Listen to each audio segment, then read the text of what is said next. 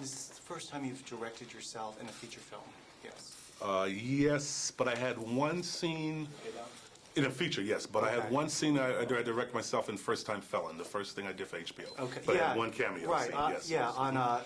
With Omar. Omar was in that, yes, as well. On the small screen. This was a big undertaking. Huge. Huge. Was it kind of scary at first to think about all the, I mean, extras, everything? Oh yeah. It was sort of a mammoth task, but I was prepared well for it. You know, my first experience in directing cable movies were kind of big pictures in a way, Right. and so I was prepared. You know, you just tell yourself in a big movie like this, don't worry, don't be intimidated by the huge scope of it. Just do one scene at a time as best you can. And that's all you can do anyway. So just concentrate on one scene at a time and worry about the big thing later because it'll all come together. So, but the fear was that it was a boxing movie, and there's been many boxing movies. And how do you do another boxing movie and make it good? That was my main fear. Well, I don't want to forget this question, but added to all of that pressure, you are co-starring as well. So you're jumping back in front of the camera.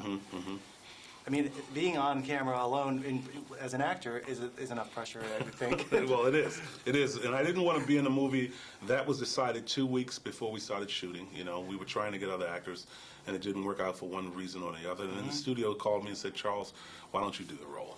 And it was a good part. And I'm still an actor first. And I said, well, okay. But what I did was, because I was directing the movie, it actually peeled away all of the acting problems that actors have. If I was just acting the movie, I would have came in with 50 ways to play the guy.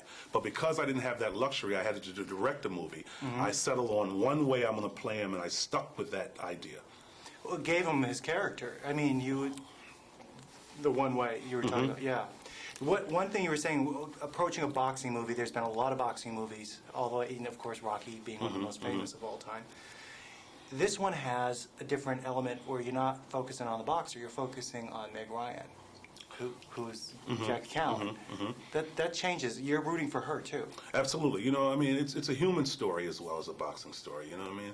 It's a story about, you know, life's lessons, you know, and it's about a woman, you know, in this male-dominated sport. So that was a breath of fresh air within itself. But yet, you still had the task of making the boxing story exciting, you know. But we weren't going to do Rocky, we weren't going to do Raging Bull, you know. I just wanted to do an honest depiction of the fight game. And you also didn't want to take Jackie Callan's life and just do a biography. You took the essence and made, because she had children and well, yeah, there's a lot of different things. It was inspired by her life, you know. The thing about it was, in some of the early scripts, we did have her husband and kids in it, but it was a question of where's the focus of the movie? Is it on her breaking away from her husband and kids, and you have that aspect to follow in the movie, or is it about her and the fighter? So we had to pare it down to say, what's the movie about? You know, and that's the one we chose. And we're about to be wrapped, but this was great. I really I like watching Meg Ryan in different roles. I root for her all the time. Great. But when this was quite a different departure for her once again, which she's proven before. Well, you know, it was and it wasn't. I mean, I'm an actor, so I know that they pay you to do what you do, which sells tickets. In her case, it was romantic comedy. But as an actor, I knew she could do this. You know what I mean? Because if you're an actor, you've done this stuff before. She's probably played stuff in college and all that stuff that people don't know, but the residue of that stuff is still in your talent. And soon you get an opportunity to do it. You know, this wasn't a departure simply because, yeah, it was brassy and sassy and all that, but it was still a nice comic flair to it.